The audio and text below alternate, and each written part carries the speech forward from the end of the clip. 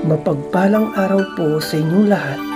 Ngayon po ay araw ng Sabado, ika-25 ng Hulyo. Pakinggan po natin ngayon ang mabuting balita ng Panginoon. Pagbasa mula sa ikalawang sulat ni Apostol San Pablo sa mga taga-Korinto. Mga kapatid, kaming pinagkalooban ng kayamanang espiritual na ito ay hamak.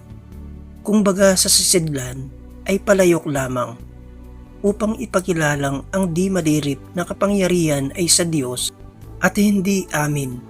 Ginigipit kami sa kabi-kabila, ngunit di nagagapi. Kung minsay nag-aalinlangan kami, ngunit di nawawalan ng pag-asa. Pinag-uusig kami, ngunit di nawawalan ng kaibigan. Naibubuwal, ngunit di tuluyang nailulugmok. Lagi kong taglay sa aking katawan ang kamatayan ni Jesus upang sa pamamagitan ng katawan ko'y mahayag ang kanyang buhay. Kami laging nabibingit sa kamatayan, alang-alang kay Kristo upang sa aming katawang may kamatayan ay mahayag ang kanyang buhay.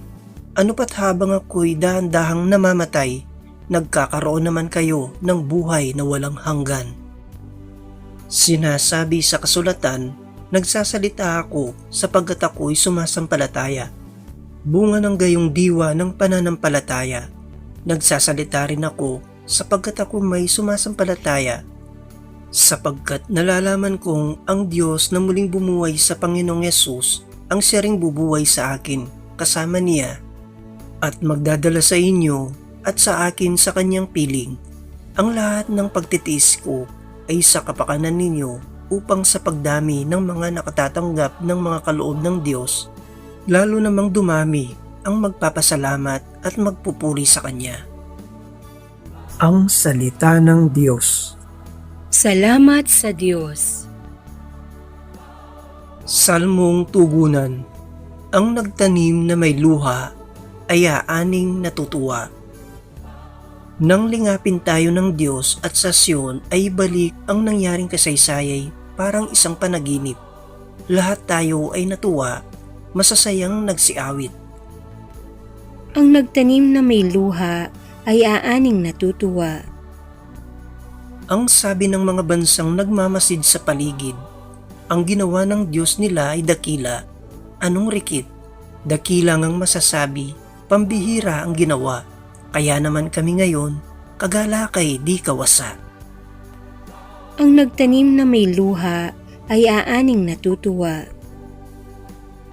Kung paanong inuulan niya ang mga tuyong batis, sa sariling bayan namin kami poon ay ibalik. Silang mga nagbubukid na nagtanim na may luha, bayaan mo na mag-aning, masasaya't natutuwa.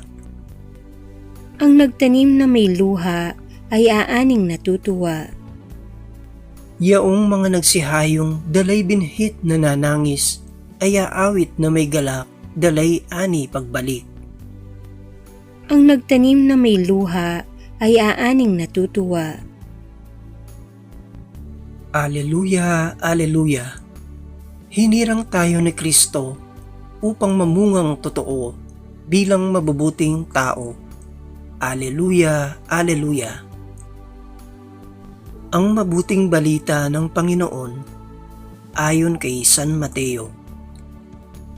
Noong panahong iyon, lumapit kay Jesus ang asawa ni Zebedeo, kasama ang kanyang mga anak.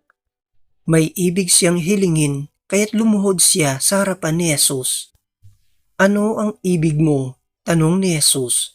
Sumagot siya, sana'y ipagkaloob ninyo sa dalawa kong anak na ito ang karapatan na makaupong katabi ninyo sa inyong kaharian, isa sa kanan at isa sa kaliwa. Hindi ninyo nalalaman ang inyong hinihingi, sabi ni Jesus sa kanila. Mababata ba ninyo ang hirap na babatahin ko? Opo, tugon nila. Sinabi ni Jesus, ang hirap na babatahin ko'y babatahin nga ninyo, ngunit wala sa akin ang pagpapasya kung sino ang maupo sa aking kanan at sa aking kaliwa. Ang mga luklukang sinasabi ninyo'y para sa mga pinaghandaan ng aking Ama. Nang marinig ito ng 10 alagad, nagalit sila sa magkapatid. Kaya't pinalapit sila ni Jesus at sinabi sa kanila, "Alam ninyo na ang pinuno ng mga hentil ay naghahari sa kanila at ang mga dinadakila ang siyang nasusunod. Ngunit hindi ganyan ang dapat umiral sa inyo.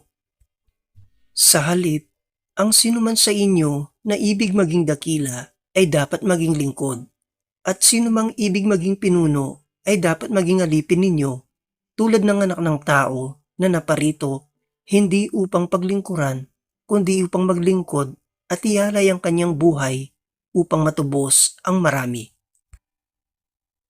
Ang mabuting balita ng Panginoon. Pinupuri ka namin, Panginoong Hesukristo.